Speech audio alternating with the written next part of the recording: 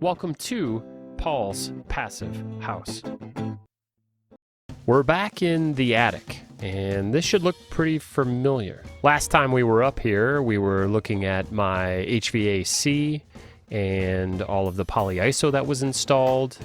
We noted that it's all airtight and it's completely thermally broken. And that thermal barrier goes from the walls up through the attic to the very top of the attic over to the other side and to the other wall. You can see in this picture I have a 12-inch round trunk with offshoots. They're not installed yet, but you can see where the offshoots are going to come from. Those are going to feed 6-inch HVAC ducts that will ventilate the entire house. You can also see that I've filled in the fiberglass insulation. Now I'm going to continue to fill it in to this middle space as I work my way out of the attic. To the right there, I've covered up my return air duct. And here we get a close-up of the HVAC and my HRV. That's my heat recovery ventilator. That's the black 6-inch flexible duct running right down the middle. That's going to feed hospital quality air into my house, and it's also going to expel any used air. With this picture now, you can see that I'm completely out of the attic, and I'm in the attic space that's above my garage. Now I'm going to be putting a wall up in my garage so that I have a half garage for bicycles and maybe a go-kart. And then the other half is going to be my utility room. What you're looking at here is the HRV duct that feeds fresh air into the house, the duct that takes stale air out of the house, the HVAC duct that feeds air into the house, and the HVAC duct that pulls air out of the house. So I've got a balanced system. Now the HVAC that takes air out of the house is covered, but you can see it if I point at it, and you'll see it again later. At this stage of the retrofit, I've got all the polyiso in, and now I'm filling in all of this excess space with fiberglass. That fiberglass that you're looking at there, the yellow fiberglass in the middle, is 3 feet high. There are 11 or 12 layers of fiberglass there. Each layer is 3.5 inches. Plus I've got fiberglass between the ceiling joists and 3.5 inches of polyiso foam. What you're looking at here is the garage. This is the attic space above my garage. Now, before I did any of this work, I had the garage sprayed with expanding foam, closed cell expanding foam. Here I'm pointing at, this is the roof deck, and you can see that's where the 2x4 is. That's the bottom side of my roof over the garage. So I had a particularly difficult time designing this aspect of the retrofit because it's different than the other. The roof deck over my living space is ventilated, but this is not.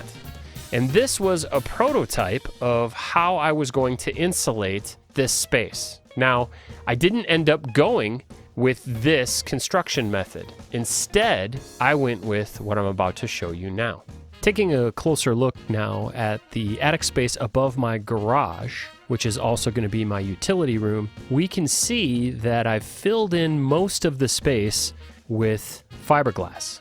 The spaces that aren't filled in are reinforced with the 3.5-inch polyiso. Everywhere where I put polyiso, underneath that is fiberglass, and I've built a little fiberglass bridge over the very top of the roof.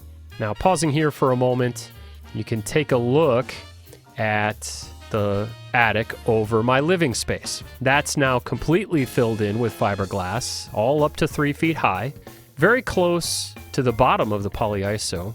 And if we peek over, you can see the air return for my HVAC. Now that vent is a 12-inch vent, and it's going to eventually hook into a furnace or a whole home ventilator. Looking back to the left, you can't even see the 12-inch trunk that I installed that distributes air to the entire house. That's covered in fiberglass, and I've actually filled it in to keep air from moving around. The total thickness of fiberglass in this particular space is about 5 layers, and that's boosted with the spray foam and the fiberglass that's between the roof deck studs and the 3.5 inches of polyiso. If we take a walk through my garage, you can see that it's a little bit of a hodgepodge. Now, this space where the garage door is at the moment just fiberglass, but it will get polyiso, and I filled in the corners with fiberglass. I had to use a couple different kinds of products, different thicknesses because of my garage door, but I also cut out some holes for the electricity. And if we pause here, you can see it's this half that's going to be my utility room. On the right, we've got my HVR, heat recovery ventilator. In the middle, there's my hot water heater, and that is been updated now to a heat pump water heater. Right next to that, you see my radon fan, and then right next to that is my laundry area. The laundry that you're looking at right now is my old washer. That's the white one. And the dark colored one is actually a washer and dryer all in one. It's really highly efficient, and it has a 120 volt outlet that powers it, which makes it very ideal for such a small house. I only have 100 amps to work with total in this house, and therefore getting a dryer that does not use 30 amps was key. But this is essentially going to be my utilities room. I'm going to put up a wall here. I'm going to seal it with zip sheathing, and I'm going to carry that wall up into the attic space above the garage so that it's completely broken from the garage area. And that is to comply with code. You can't have a garage, like a typical garage, be part of the HVAC footprint. I want to make sure that I build this to code. So if we move through my utility room, you get a closer look at my water heater and at some of the PEX tubing that I used to hook it up to the water source. You also take a look behind the radon fan and see that that's all been insulated. All the walls have been covered in polyiso. And again, because I did the spray foam in here on the walls, it's all airtight. Taking a closer look at my HRV here, that black box is where my HEPA filter is. That filters all the air that comes in from outside. It then goes into the HRV to exchange all of the conditioned air with the new air from outside. Taking a look, you see how the new air that's freshly filtered goes into the HRV and comes out the other side and then is then distributed into the house.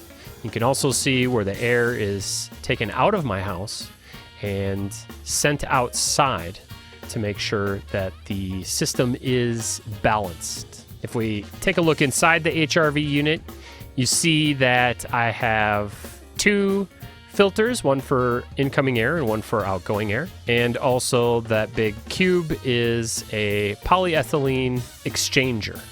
Now what it essentially is, it's made out of plastic yard signs, or I call them yard signs because I've done some real estate work, but they're essentially fluted plastic sheets. So they have little channels where the air can go through, and they're just alternated. Every other sheet is fluted in a different direction. And what that does is it allows for the exhaust air to pass next to the incoming air and transfer its temperature into the incoming air. So the interior air of my house is conditioned. It's either cooled or it's heated. That cooling and heating is transferred into the fresh air through that manifold. It's a very simple idea that works incredibly efficiently. While we're on the topic of heat recovery ventilators, I want to stress the importance of having a ventilator. When you have a really tight house, such as a passive house, you still want your home to breathe, but you don't want it to breathe in the traditional way that people think of homes as breathing, by having gaps and cracks everywhere and so on. You still want air exchanges in your home, you just want them controlled. What you're looking at right here is the HEPA filter that I use to filter the incoming air. The filter on the top is a used HEPA filter. It's been used for 30 days.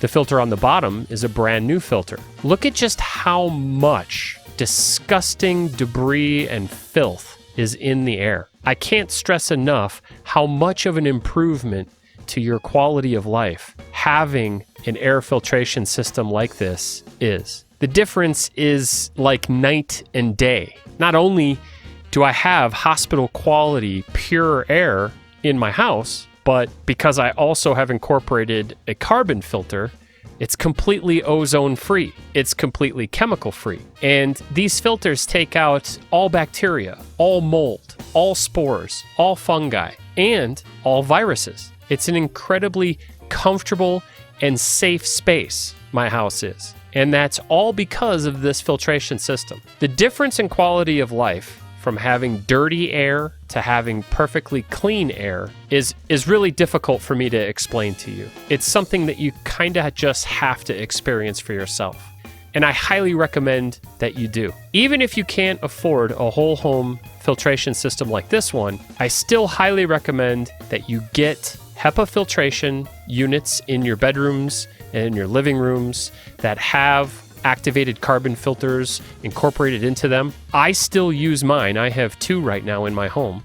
They're rated at, I think, 400 square feet each, and I keep them on all the time. And that's for pet dander and some of the other particulates that you're going to bring into your house, just going in and out of the house and so on. And again, I just can't stress enough how much of an improvement this is to your quality of life. If you'd like a free energy efficiency consultation, please email me at paulspassivehouse@gmail.com.